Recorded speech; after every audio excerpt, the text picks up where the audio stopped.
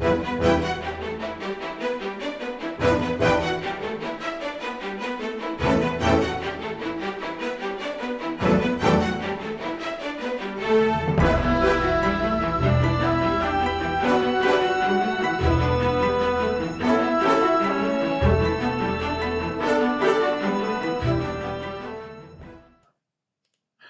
and welcome to the Sunbros 1v1 tournament week 1 recap part 1.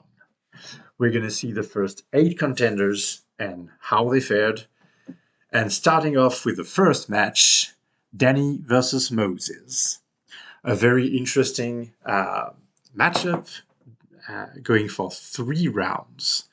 On round 1, we have Danny versus Moses on Ottomans versus India. Right away, Danny going very aggressive with the Ottomans, dropping the 2 racks, immediately spotted with Moses. But it really doesn't matter because Danny still goes on with the Gen Rush. While initially repelled by Moses, Danny perseveres, and eventually he wins the first game. On game number 2, this time Moses repels the aggression of Germany as Malta. The fixed gun definitely helps. A few minutes later, Moses decides to push and get the win against Danny's Germany.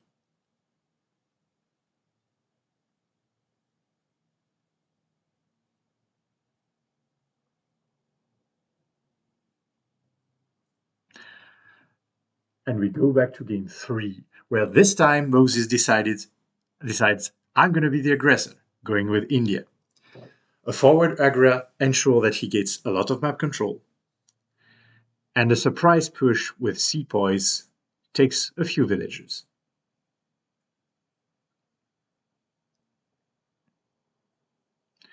Danny counterattacks with crossbows, but Moses switches it up by going flail elephant. Danny fails to realize it, and as he goes to h3, the flail elephant claims the town centers, and Moses takes the match and wins 2-1.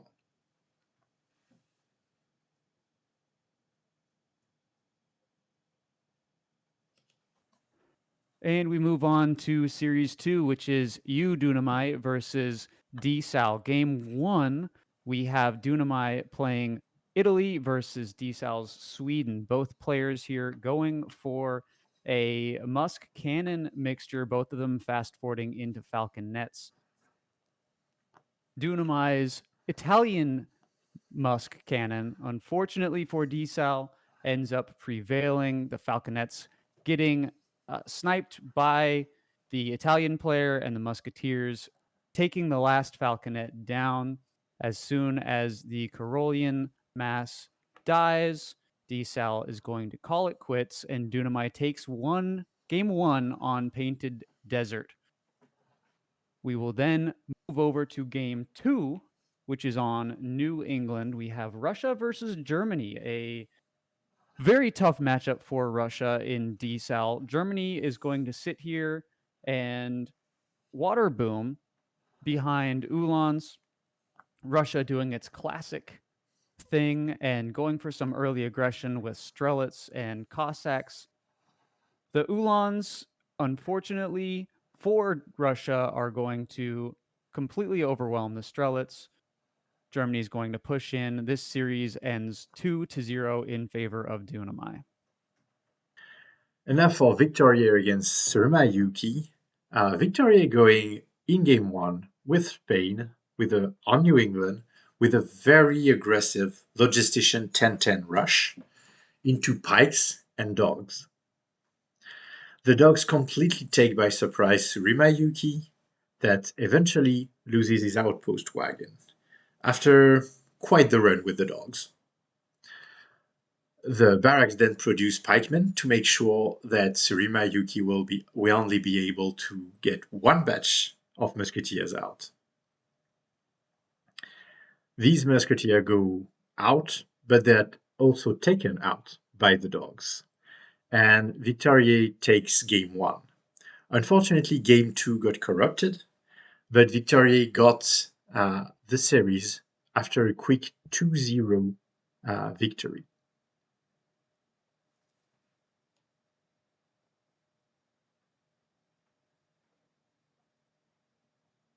The fourth series of the week brings us Kerrylag versus Sir Young Marshall. We start on game one on Fertile Crescent. Sir Young Marshall's Hausa plays very early aggression into a German outlaw build. Hausa pushing into the German base, able to idle the German player for a little bit, pick off a villager or two before Germany is able to hold and counterattack. The outlaw build does end up pushing into the Hausa base. Hausa ends up succumbing and unable to keep up a military unit mass. Germany wins this game, and we move on to game two.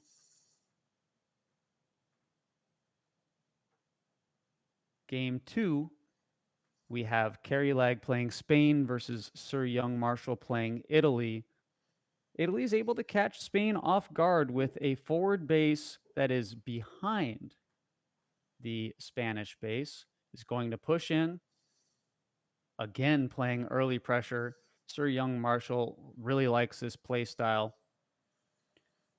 A tower and a well-timed falconet pop from Spain is able to defend the early pressure once more, wipe the Italian mass off the face of the earth, and in again another relatively long and drawn out battle, the Spanish player pushes forward slowly, surely, methodically into the Italian base. We have a little bit of a Falk war going on, and in the end, Kerrylag is victorious, winning the series 2-0. Moving on to Iron Turtle against Hubble. On game one, Hubble plays French and Iron Turtle plays Hausa on the map Wallachia. Iron Turtle has a slightly weaker economy, but consistently takes better and better trade, using his Skirmgoon composition effectively against French's Musketeer and Hussar composition. Iron Turtle then pushes forward again and again, taking always better trade until the last trade where Hubble lags behind with the Musketeer mass, allowing Iron Turtle to take the last better trade, which is basically the last straw that broke the camel back. And after that, he's allowed to push into the base of Hubble, and he takes game one after a very drawn out 26-minute games. On game two, it's pretty much the same story all over again. Hubble with a very early, but this time Hubble has very early aggression. Iron Turtle taking the smart trades, biding his time, making sure he utilizes the Indian units to the best of their abilities. He eventually finds and destroys the forward base of Aztecs, and after that, the Indian economy and superior units takes the win. And it's a 2-0 for Iron Turtle. Up next, we have Jelly versus Pixel Buggy. Game one is on Alps, a very divisive map. Not everybody liked playing this map. We have China versus Inca here. China does a very standard fast fort into Death Ball against Pixel Buggy's Incan Turtle. Chinese Death Ball just gets rolling and it does not stop. China ends up cracking the turtle, getting to the town center, and sieging everything down. China takes game one, and we move on to Painted Desert, where we have Jelly playing Lakota versus Pixel Buggy playing Portugal. Portugal in an interesting place after the Fatorius nerfs, but Lakota's going to go for early aggression into a semi-fast fortress. Early aggression does well. Pixel Buggy is able to push back and almost get the town center down before Jelly hits age 3 and is able to defend the push. Doesn't quite get the town center down. And once the rush is defended, or the counter rush is defended, I should say, Lakota does what Lakota does best, and that is raid to death. Any villager that's not within radius of a town center, guess what? It's getting raided. Lots of vills picked off. Pixel Buggy with the age advantage is just going to push in and end up winning. Game 3 does go out of sync. It is Japan versus Malta on New England. Malta does Malta things, seizes map control, shuts down a what could have been a very potent Japanese water play, and just suffocates the opponent. 2-1, Pixel Buggy wins. Moving on to Pete versus Robler. Very interesting games versus two pretty high level players. Game 1 is French versus Germany. Two very patient players going up to age 3 and even age 4. But Pistol Pete going up to age 4 was his fatal mistakes, as he got Germany some precious time to build up, and Pistol Pete does end up taking a loss because of this magnificent Ulan charge in his skirmishes. That takes game 1. Moving on to game 2. Pistol Pete is getting forward based by Robler. Pistol Pete very wisely defends under the tower he got from the governor, and successfully defends wave after wave after wave of musketeers, with at first Carolean and then a combination of Caroleans and Hussar, aided by a leather cannon. Pistol Pete does eventually start to raid with Cav. We all know that Pete is a master at this. However, Pete does become overconfident and pushes when Roblan goes to h3, ignoring the Cav raid on his back. And when he finally realizes that he has to move the villager, he's out micro on the north and gets completely surrounded with the militiamen coming in to seal the deal. And unfortunately, Pistol Pete takes another loss, and Robler wins this series 2-0.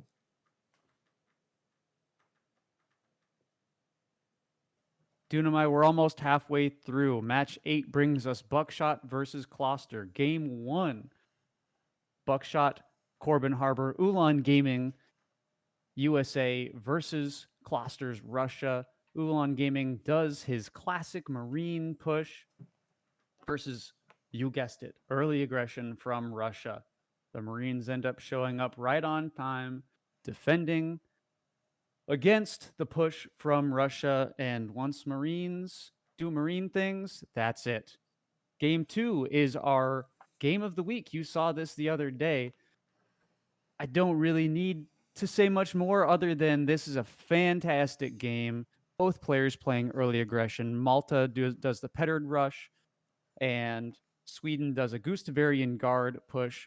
Both town centers end up getting sieged down almost within 10 seconds of each other. The Gustavarian guard end up finding all the villagers of Malta, sieging the town center down, and slowly but surely, the Gustavarian Guard end up wiping off every single unit of Malta's off the face of the earth, and Malta's forced out. Game 3, Corbin Harbor does the exact same strategy, goes full send, says, you're going to try and stop me, and you can't. Does the Petard rush again. The difference in this particular game is that he pays a little bit more attention to his villagers, hides them in the back of the map, and Gloucester's USA is unable to find them and wipe them off the face of the earth. So this battle goes on a little bit longer. The benefit of not losing his villagers for Corbin Harbor is that he does end up getting some armored pistoliers out on the field and just keeps applying pressure. Gloucester does a pretty good job trying to get back into the game, almost gets a town center up, does have an outpost, but Dunamai, these armored pistoliers are beefy boys, and they're going to siege the town center down. We're going to get some more unit shipments in for Malta, and USA is just essentially unable to take care of the mass of mercs and sentinels and fire throwers. Corbin Harbor ends up winning this game as well, winning the series 2-1 and moving on. Guys, if you liked this video, please like it. Please subscribe. What was your favorite game of the series of, not the series, of everything? Let us know in the comments, and we will see you in the next one. Peace out.